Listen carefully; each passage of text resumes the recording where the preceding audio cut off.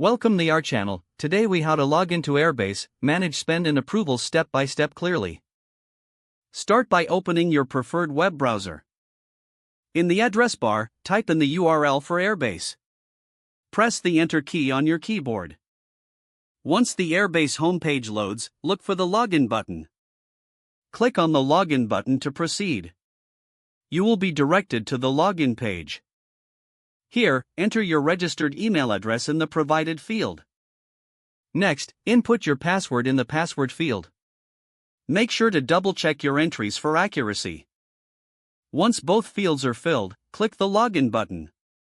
If your credentials are correct, you will be logged into your Airbase account. If you encounter an error, ensure your email and password are entered correctly. If you've forgotten your password, click on the Forgot Password link. Follow the prompts to reset your password. Once logged in, familiarize yourself with the dashboard. Navigate to the Spend and Approvals section to manage your tasks.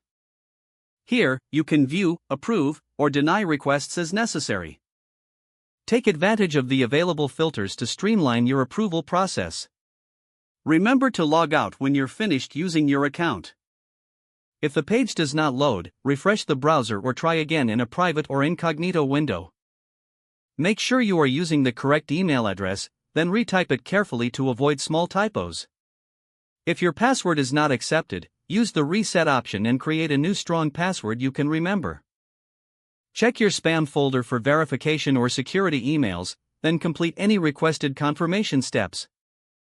Enable two-factor authentication if available to improve account security and reduce unauthorized access risk. After signing in, review your profile details so your contact information and settings are accurate and current.